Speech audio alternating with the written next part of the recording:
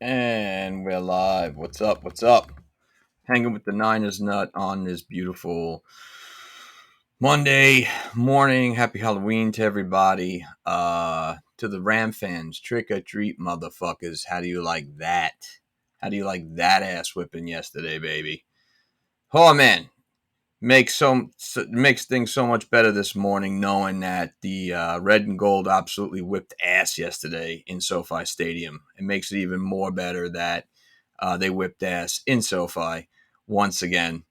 Listen, that yesterday was probably one of the finest performances I've seen the Niners have all season long. It reminded me back in the day, going into, I want to say, anywhere from when they won the Super Bowl in 95, that season of 94 95, after, where they had that really nice stretch of winning seasons. And it was just like kind of given that, the Niners were always a force to be reckoned with. They were always going to pull out a win. That's what it reminded me of yesterday. I guess the reason why is because you saw a lot of positivity flowing in the offense despite the injuries. You saw a lot of positivity flowing in the defense. Pretty much the second half of the game, I want to say, second quarter to the end of the second quarter to the third and over. Basically, you just saw a phenomenal game called by Coach Shanny. I always give him when he's wrong, but I give him when he's right. And again, like I always say, he's a cerebral guy. Called an amazing game yesterday, and once again, totally dominated the Rams. I mean, we own their ass. I think in the 49er doghouse, there's a little Ram poodle somewhere wearing a skirt because they suck. They're overrated. I've been saying they've been overrated since last year when they won the Super Bowl. For whatever the case may be, we have their number, and we did it without Debo Samuel, without Kyle Juszczyk, without Juwan Jennings, without Arik Armstead, without Javon Kinlaw. Take your pick, man. Injuries galore, and absolutely whipped their ass all over the field yesterday. Now, I will say this: the first quarter, second quarter, the Rams looked pretty tight. You could always depend on Coach McVay to be calling a very solid game because, after all, he knows this Niner team really well. Obviously, from playing them various times and obviously from being in the same division. But that being said, they looked pretty good early on. Stafford seemed to be getting rid of the ball a lot earlier, dumping it, of course, to Cooper Kupp. Allen Robinson getting involved early. The always deadly Cooper Kupp I mentioned, but Tyler Higbee has really become a target for Matthew Stafford. But once again, the Rams cannot run the ball. It's just apparent that they are a one way oriented team, and you could see it paying off in dividends for the negative. Now they did have center Brian Allen back yesterday, but it didn't mean anything. That offensive line is in ruins. I mean, they had Ode Obushi, who's been a journeyman. I remember when he was drafted by the New York Jets. He's their starting tackle, and that defense just dominated. Especially later on when they couldn't, when Stafford couldn't get rid of the ball quick anymore. There were a couple of plays, though. I think the one where Bosa got him. Look at Stafford's feet. He's doing the tap dance thing. Stafford gets really happy feet when he's pressured. And again, look, I think Matthew Stafford is a good quarterback. Nowhere does he go into the great shelf. I don't give a shit that he won a Super Bowl because, as far as I'm concerned, that team was heavily overrated last year. It's just continued over into this year. But all things were going our way in the second half. Like I said, Jimmy G played a phenomenal game yesterday. Probably the best game I've seen him play all season long. Look at the numbers. At one point, I think he was 9 of 11. And he just kept on. All his passes, except for one, the one that got tipped in the middle of the field by Jalen Ramsey. I know there were two that Jalen Ramsey had tipped. There was one that was questionable that looked like a Jimmy G pass in traffic or under pressure. But other than that, that touchdown pass, the one he threw to Kittle was phenomenal. Okay. The one he threw to McCaffrey was beautiful. I mean, you couldn't have put that ball anywhere else.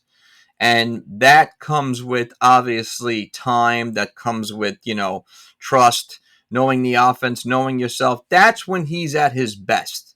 When he's precise in his decision making, when his percentage of completion is very high as per his attempts, when he's protected in that pocket. And again, the offensive line did another phenomenal job yesterday. And it wasn't an easy feat at all having to deal with Aaron Donald and Leonard Floyd. I know Donald got to him once, Leonard Floyd got to him once, but other than that, that offensive line once again did their job. I mean, all season long, the offensive line, except for last week, has been phenomenal, especially up front running the ball, man. Do you agree with Niners putting Jay Wilson on a trading block? By the way, thank you for joining the live feed. No, I was really happy to see Jeff Wilson Jr. be part of the offense yesterday because, again, I think that he brings a different piece to the running game that McCaffrey may not have. McCaffrey obviously has moves. He has great eyes. He's a great receiver out of the backfield. But I think that the thing that Wilson brings is a little bit of a nasty streak where, and he can catch the ball out of the backfield. He can put his shoulder down, really good in close yardage and goal line yardage, as we've seen before. So I don't understand why they would put him on a trading block. I wonder if that news is even real.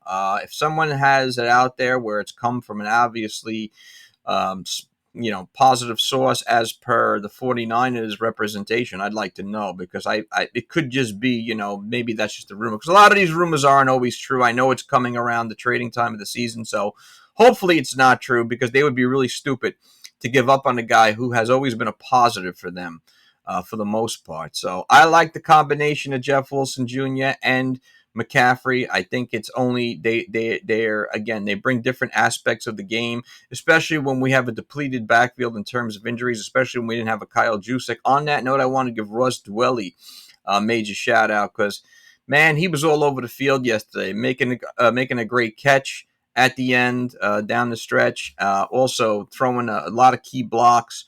Ross the Boss played good. I mean, the guy is very valuable. He filled in really admirably for Juszczyk, which is not an easy thing to do, given that Juszczyk's by far the best fullback in football that we've seen for a good amount of time, and done it back-to-back years. But got to give him a lot of credit for the way he played yesterday. I mean, Ross the Boss, I was so happy that they re-signed him, man. What a game, dude. I mean,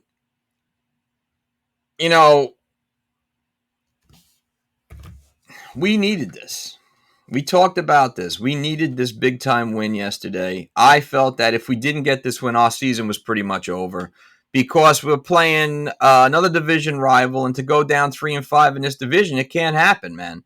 So what did they do? They came and they absolutely conquered the Rams. And again, for the most part, a lot of injuries going on. They did it without all the names I said before. And that's a testament to the team. That's a testament to the coaching. It's a testament to the talent. Another guy, I thought Ray had that catch in the first quarter, man. I wish he wouldn't have dropped it. That was a beautiful setup from Jimmy G. We see what Ray can do. Ray's got to hold on to the ball more. But he's a really good deep threat. I really liked how they were utilizing him. Brandon Ayuk, another guy, for the second week in a row, led the team in receiving. I think he leads the team in receiving altogether right now. 40 catches for him. He's only been getting better. He's been showing his worth. So happy that it's working out with him.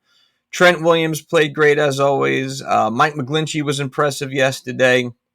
Again, I thought that they handled Aaron. They always handle Aaron Donald.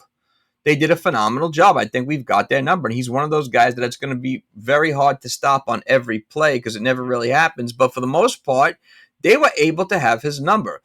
And on the defensive side of the ball, look, we shut their run game down. Fred Warner was all over the friggin' field yesterday like a damn hawk. I mean, I never saw a guy play so possessed as he did yesterday. He gets better every week. And what's funny about him is if you look at his progression during his career, he was a tackling machine early on, came out of nowhere, and now he's just at a different level. I mean, he's cracking down on runners. We know that, he's really quick on his feet. He's crushing people. He upsets so many offensive plays. It's not even funny. He's so valuable and so cerebral, such an integral part of this defense. Hoping to get Greenlaw and Armstead by next game, and Charges will be huge. Yeah, I'm going to get to that in a little bit when we get to the part of the show where we talk about the bye week and everything. But you're 100% right. It'd be great to get Armstead and Greenlaw back. Not having Greenlaw is extremely is big for us because Greenlaw is a change of pace type linebacker. We've seen him have his trouble with his staying healthy, but I gotta give Flanagan Fowles his due, and I gotta give Oren Burke stepped in really nice for a while there yesterday. Every time Oren Burks has played, I thought he's played really well. He's a very good side to side runner. He's very athletic, makes a lot of tackles. I can't say enough good things about them. The defensive backfield did a great job yesterday. Look, Cooper Kupp's going to get his catches no matter what, but we shut down a lot of their deep route, and we kept them contained. And then in the second half, I think that you just saw the defense really step it up a notch. My hat off to D'Amico Ryans, and just have these guys able to get to Stafford, put your hands in his face and get him shaky, because Stafford does not do well under pressure. He never did. Okay. Now, again, I'm not trying to demonize him. I always thought he was a mediocre quarterback. He's good, but not a game changer whatsoever. He feels the pressure. And like I said, that Ram team has not done enough to keep him healthy. I mean, he's their meal ticket. So when you don't keep your meal ticket healthy, obviously by flexing that offensive line to be even better, you're going to have yourself a real problem. I don't know. The Rams got to get themselves a running back. I don't understand. Cam Akers, no good. Henderson, no good. I mean, they can't run the ball worth the shit. And it's been that way for a bit. Even last year during their Super Bowl run, they could not run the ball worth the shit. So I don't know. Maybe Steven Jackson was the last good running back they had, because that's a real negative on their part. I think it was Greg Olsen who was covering the game yesterday, was saying something like,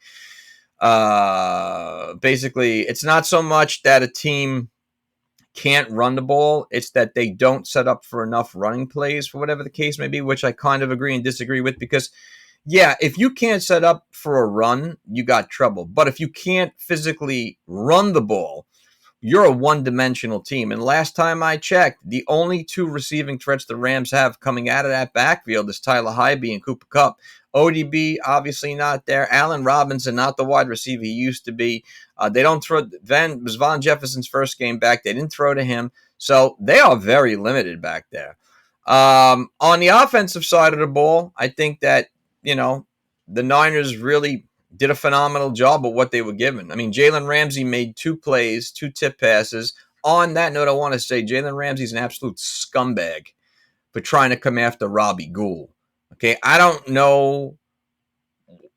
Listen, Jalen Ramsey as a talent is phenomenal, but you go after Robbie Gould, I mean, that's a bitch move, a straight up bitch move. I'm surprised they didn't toss his ass out of the game yesterday for that, because that was just straight up bullshit. You could do a lot of things in the game, but go after a kicker like that, I mean, that's just like Bush League, dude. So, whatever. We have his number. He knows we have his number. We're going to whip them again when we play them. They won't even make the playoffs this year. But all things, great win altogether. Like I said, Shanahan called the gem of a game. Jimmy G played his best game by far.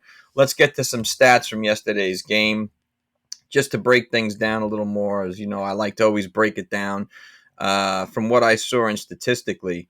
And we do it basically 2 ways: player stats, team stats, for you guys who aren't familiar with how I do things on this podcast. But look, Garoppolo, 21 to 25, 235 yards, 9.4 yards per average, 2 touchdowns, no picks, sacked 3 times, had a rating of 132.5. If Jimmy G, someone had a great comment on one of my posts. If he does that every time, we win.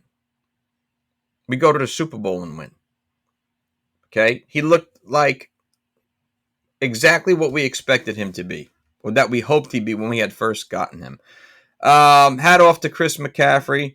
First 49er to throw, receive, and run for a touchdown yesterday. Listen, when McCaffrey's healthy, there's not so many guys that are as talented as he is. I mean, he's a juggernaut, jack of all trades. That play yesterday, man, was such a phenomenal call. I don't think anybody expected that. I sure shit didn't.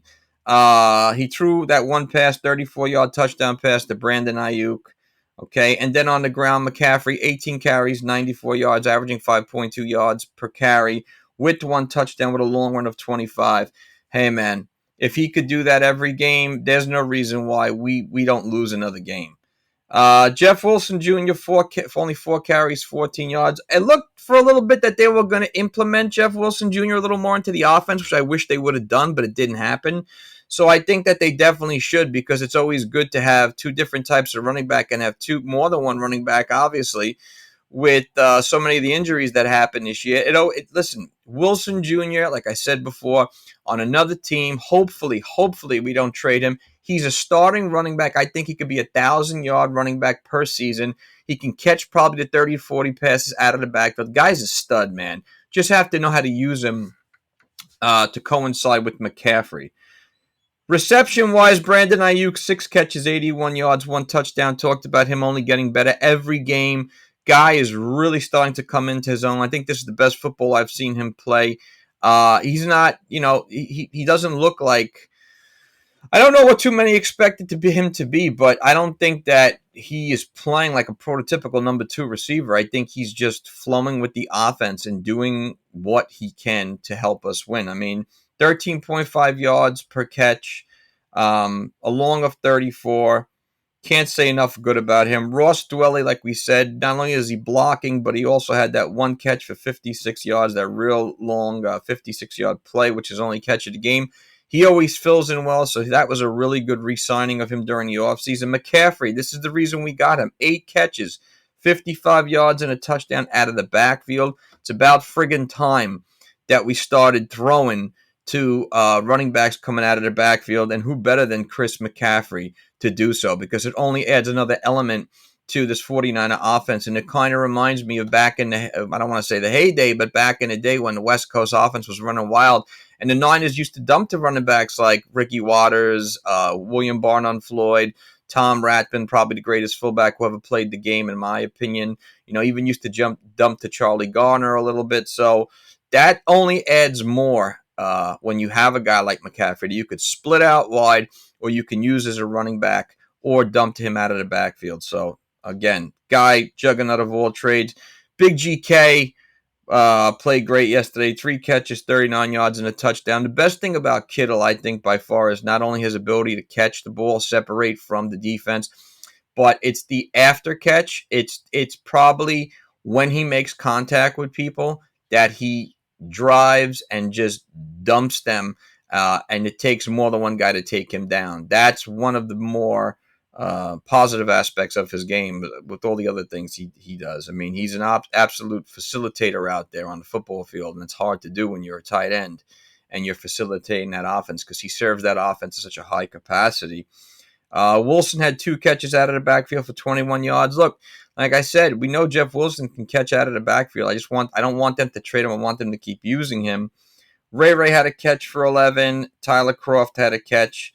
So, filling in for Deebo Samuel, filling in for Kyle Juszczyk, filling in for Juwan Jennings, always huge. Defensive side of the ball, Fred Warner, the All-Pro, one of the best linebackers in football, 12 tackles total, 5 solo, 1 sack, 1 tackle for loss, 1 pass defended, 2 quarterback hits. He was all over the damn field yesterday, man. I had a post I had made a couple of weeks back about him being Predator. That's what he looked like yesterday. I mean, Predator from the movie, the original, one of the best films ever made. The man keeps on ticking. Talanoa Hufnagel. I mean, there's not enough you could say about this guy too. Another guy. He's a juggernaut, dude. I mean, he did. I don't know if you saw him peeping that offensive line yesterday, just coming up to the line of scrimmage. He was throwing them some shit. They didn't know what to do with him. 8 tackles altogether, 6 solo. But he does a lot of things that I think aren't covered on stat sheets that are so valuable. Herm Edwards told the Niners to draft Ayuk because they would not be sorry. Mard 5761. Well, Herm Edwards was 100% correct. Thank God we listened to him, right? It seemed Kyle scripted better. Either no Deebo. Go figure. Totally agree, dude. Pined ahead, if I'm saying that right. It's weird. It's weird with Shanny, dude. It's weird with Shanny. I mean, again, cerebral as can be. Scripted a phenomenal game. You couldn't have called for a better script yesterday. It was like verbatim. It was like boom, boom, boom, boom, boom, right after one after the other. He just knew. I mean, Say what you want about the guy when he goes too conservative, but he knows his shit, man. Oren Burks, like I said, filling in 7 total tackles, 4 altogether. 1 tackle for loss, 1 pass defended. He's showing his worth. Shavarius Ward looks like he's been worth every single dollar they're paying him. Jimmy Ward, it was good to see him back there. Obviously, one of the best defensive, I think the best defensive player in football. Nick Bosa got his sack, did his little love when he does that shit, man. It looks to me that Stafford is straight up scared shit of him, man. I'm sorry. Because every play that he's in, he caves in the side of that offensive line. You know he's coming. And you know Stafford, he has those footsteps, man. So he's got Stafford's ass, you know. Ebukam, again, played a real solid game. I like what I'm seeing out of him. He had a nice run stuff yesterday. Hassan Ridgeway filled in well yesterday. Again, a guy who goes under the radar, good veteran, good interior lineman, stuffs the run, takes on 2 guys, definitely makes it better for the pass rushes around him. Second half was a great adjustment on both sides. Totally agree, dude. Totally agree. D'Amico Ryans and Shani really made some great adjustments during that half. They were able to put a lot more pressure on Stafford. They were able to get their hands in his face and shut down their deep game for the most part.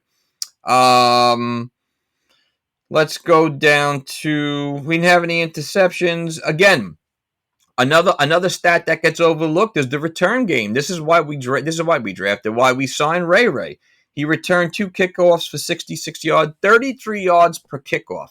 Okay, in a day and age where we see so many kickbacks and we don't see, the returners that we used to have, it's so important when someone can do what he does and returns it and helps move the offense even closer.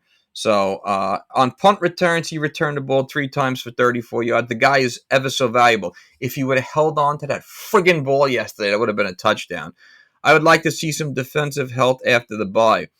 Yeah, Pinderhead. I mean, I agree with you, man. Hopefully Armstead will be back. Hopefully Kinlaw will be back. Hopefully we get Dre Greenlaw back. As Hashir. So, like I said, it's the perfect week to go into the bye week. It was the perfect win to have to go into the bye. This was a must-win game, man. This was a must-win game. And again, I'm going to say it, and I don't like to do the shoulda, woulda, coulda. We should be 6-2. That should be our record, 6-2. The only 2 games we legitimately lost were to the Falcons. We were outcoached and outplayed, and to the Chiefs. We got the living shit beat out of us. Other than that, we're 6-2. But that's not the reality. Going and looking over at the Rams numbers, really nothing to go crazy about. Stafford, 22 of 33 for 187, 1 touchdown.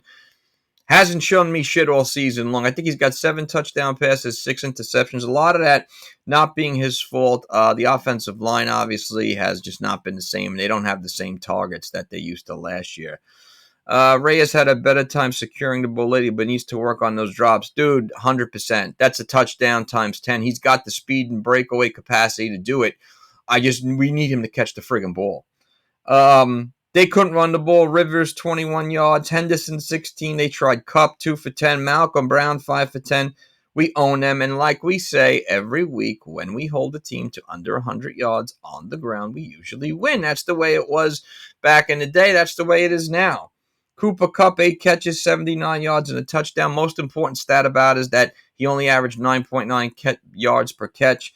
Alvin Robinson, 5 catches, 54, only averaged 10.8, and that was the most that any receiver averaged per average. Average per average. That's a tongue-tied thing. Catching the ball. Again, a testament to that defensive backfield, which has done a great job all season long. Tyler Higbee wasn't really much of a positive for the Rams. He got lit up. 2 catches, 15 yards. Rivers, Henderson, nothing from them. On the defensive side of the ball, I take that back. We did give up 3 sacks. 2 of them were by Leonard Floyd, 1 by Greg Gaines, not Aaron Donald. But again, able to hold him in check. No interceptions. Perfect.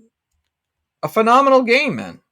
A phenomenal game on all ends. And we did it on the road in a place we pretty much own. It should be renamed, honestly, because they don't deserve that monstrosity you call the stadium where we just pissed on them. And it's not the first time. The screens started to get scary. Do you mean for us or for the Rams? Glad we got solid. Do have time of possession? Yeah, both off season. I think we won that too. Wow, the great Jamie Winborn. Wow, man, on the live feed. Much obliged. A pleasure, sir. Big fan of yours.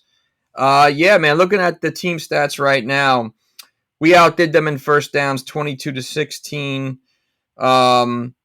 Third down efficiency was really good. We were 5 out of 9. They were 8 out of 13. Total plays, they beat us 56-52. Total yards, we obviously destroyed them. 368 to their 223, which goes to show you, once again, they're not the offensive juggernaut they used to be, and our defense is by far the best in football. Yards per play, I think, were something to really keep an eye on. 7.1 yards per play for San Francisco. 4 yards per play for the Rams. What does that tell you? Stafford doesn't have the time. The offensive line can't block him. He doesn't have the targets, and they cannot run the ball to save their lives. I mean, I thought this would be something that McVay, who's a very good head coach, would have fixed by now, but it ain't happening, man. Passing yards, we topped them 257 to 167. Yards per pass, something else to pay attention to. Our 8.9 to their 4.8. Now think about that, right? Stafford is known to be a gunslinger, right? 4.8 yards per pass. That's not much of a gunslinger. That you're pretty much firing a water gun. Jimmy G opening it up to 8.9. Okay, we've seen him in the last 2 weeks really start to open the passing game a little bit more, which is always a positive for us. Sacks. Jimmy G sacked 3 times. We sacked Stafford twice. Here's the most important stat of the game, if you ask me. 111 yards rushing the ball on the ground to their 56. Here's another thing. When we run for over 100 yards, we win. When we hold the team for under 100 yards running the ball, we win. I need to see Kyle do this consistently week after week. 100%, I agree with you. Kyle's got to be like that. And like you said, it seems to me that maybe with his back up against the wall with the injuries, he does do a lot better. I don't know. And maybe it's because he has less to work with and he has to fill the script accordingly. I don't know. Whatever the case may be, it was a phenomenal game that he called. It was one of the best ones I've seen him do. They were averaging 2.7 yards running the ball. Not going to happen. They're not. I can't honestly. I see the Rams being at the bottom of the barrel in this NFC West. I mean, look, Seattle's 4-2. We've beaten them before, but they're playing their asses off. Geno Smith's playing by far the best football I've ever seen him play. I still think we have their number, and I think we're in a good place right now, and we should definitely win this NFC West. It shouldn't be a problem. Penalties, biggest thing, biggest turnaround from last week's debacle against the Chiefs. 3 penalties for 8 yards, no turnovers. Time of possession was pretty even. We held it for 29.56. They held it for 30.4.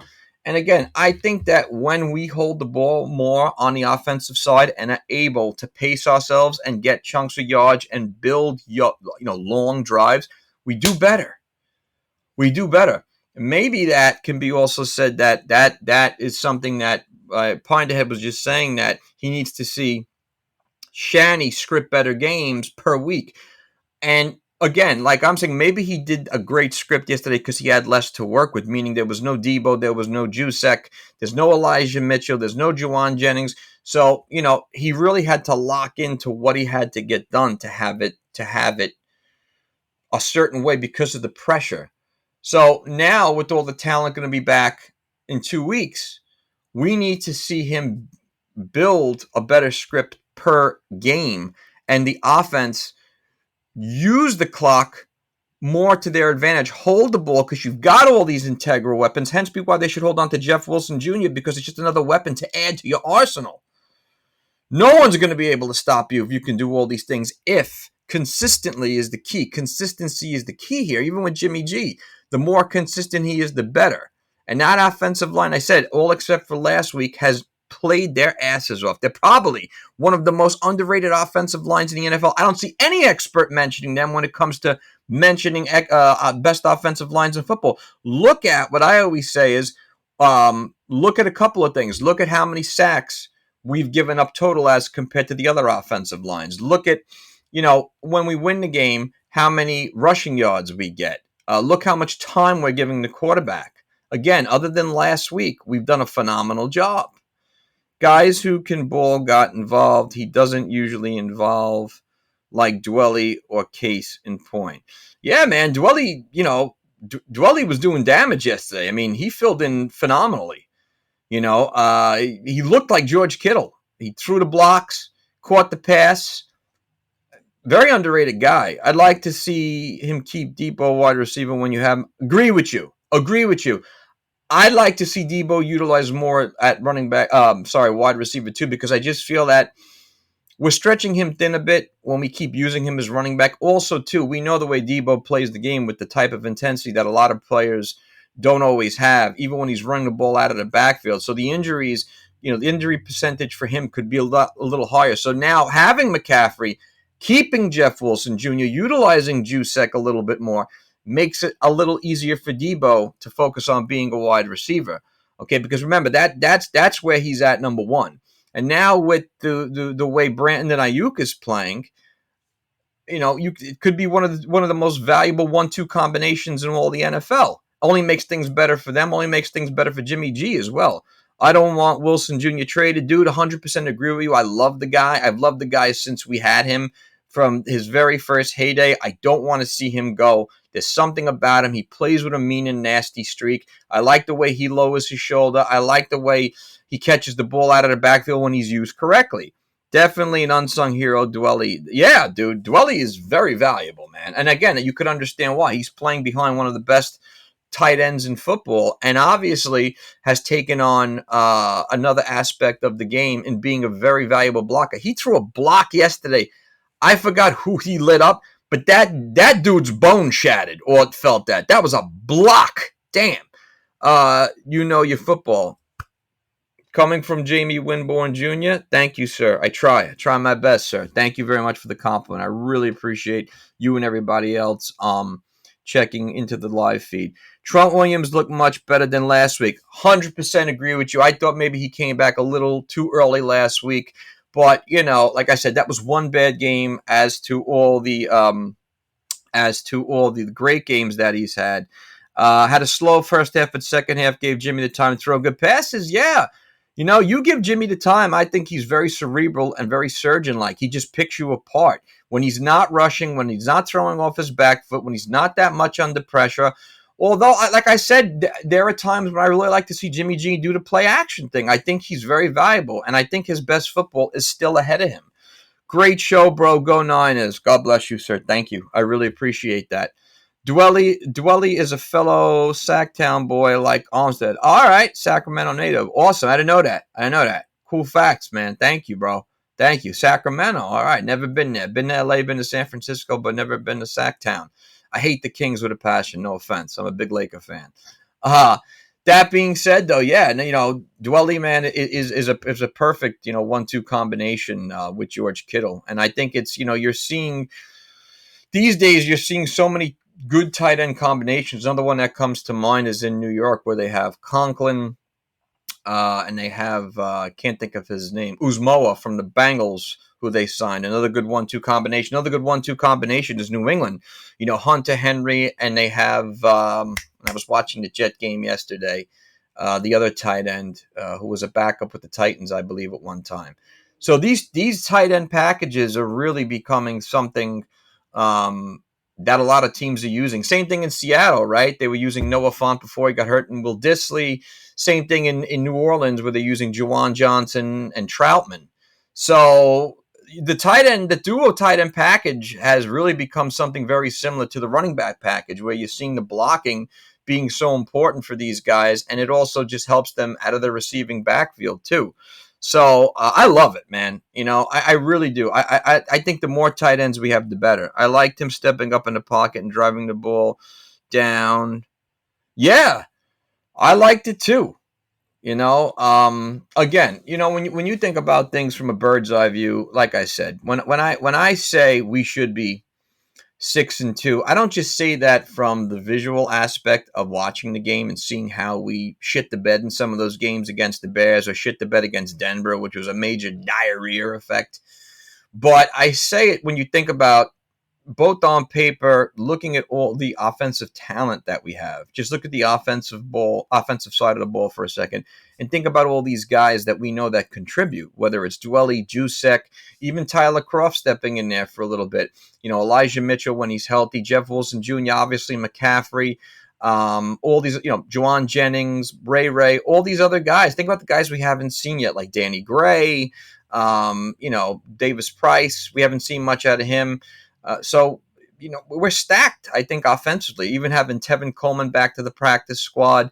This is what this team has always been able to do, is stockpile players, plug them in, use them correctly, and get the best out of them. I mean, that's what Bill Walsh did. That's what George Seifert did. That's what Steve Mariucci did. That's what the great, Jim Harbaugh did. That's what Belichick does. That's what New England is built on. I was watching the Jet-New England game yesterday, and I was telling my pops, he's a big Jet fan, this is what New England's going to do. New England stockpiles all these players, and they plug them into the system and know exactly where to put them. And it always seems to work out for them. And a lot of the times you see a lot of guys from week to week, the starter changing. Now they've gone from Harris to Stevenson as the starting running back, and it works out. It works itself out. Jacoby Myers was the guy they acquired, whether they drafted him or signed him. They find guys. We're really good at that, and I think we're under Shanny's control. I think we're really good at that because his father was excellent at that. Shanahan Sr. was a friggin' offensive genius. And again, I've mentioned this various times, and I hate to be repetitive like a broken record, but go back to the time when he had Terrell Davis, Alundis Gary, and Mike Anderson all at running back. One went down, the other one plugged in. One went down, the other one plugged in. So that's the really good thing about this team is we have that. I know we have that saying going on in the red and gold world of next man up. Hey, that's the way it is with this team. I mean, it couldn't be any more true. So we're seeing it on all ends. We go into the bye week. Hopefully we get a lot of guys back that are injured right now. None taken about the Kings. Thank you, bro. I'm sorry. Lakers suck. I know they won last night for the first time, but dude, they're killing me. They're killing me. That's a whole other podcast I don't even want to get into, dude, because I'd be nothing but negative, but I keep it real. You know what I'm saying? But yeah, man, look, you go into the bye week. It's a great time. You get players back. I hope we get, I think Mitchell's supposed to come off injured reserve. Al Shazier is supposed to come off injured reserve. It gives other guys who are nicked up. Armstead, we all want to get back. Hopefully we get Kinlaw back. Although I will say this, Tim, this isn't a knock at Kinlaw, but these other guys are filling in admirably. Hassan Ridgeway, Kerry Hyder Jr., Charles Omeniahu, all these other guys are filling in. So, hey, man, much respect. Flanagan, Fowles, all these guys. But like I said, a bye week, perfect time, perfect place to be. We're right where we need to be, I think, at 4-4 in an NFC West division that is absolutely always insane, like we know, and competitive. I mean, Seahawks, us, Cardinals at the bottom, Rams at the bottom.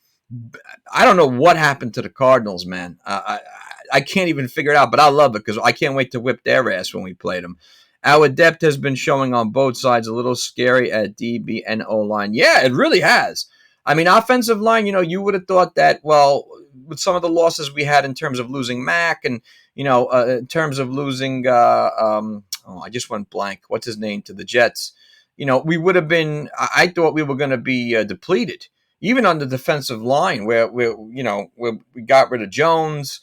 It hasn't looked that way, though. And defensive backfield has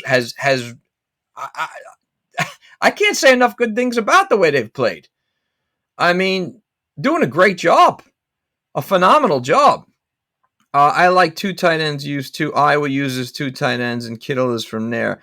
Other good one is on Detroit Lions. Yeah, good point. Good point. Detroit Lions also use it as well. Yeah, dude, it's a phenomenal aspect of the game that is really starting to become. You see it more. Even the Giants do it, and they don't have, and it's not a diss at their tight ends, but they have two younger tight ends that they do it, and it's working for them. Tomlinson, thank you, dude. Oh, thank you. I went blank. Laken Tomlinson. Yeah, I thought losing Laken Tomlinson was going to be, and it has. Look, he's doing a really good job in New York with the Jets. He was worth the money they paid him. He's an All-Pro. I didn't want to lose him, but this offensive line. I mean, you gotta get one guy. You gotta give a lot of credit to is Spencer Burford, man. Who would have known? You got to give these guys credit. They're playing phenomenal. Again, the experts do not give this offensive line their due, but we always expect this because for some reason or another, not to play victim, but I always think that a lot of these experts have something against us. Getting to the point of people having things against you, the refereeing yesterday was fucking terrible. How many times I must have counted 8 times that, again, Bosa was getting strangled, ridden, held, even when he was breaking through. Jimmy G, the face mask. I don't get it. Every time we go there, the calls are missed. I don't understand it.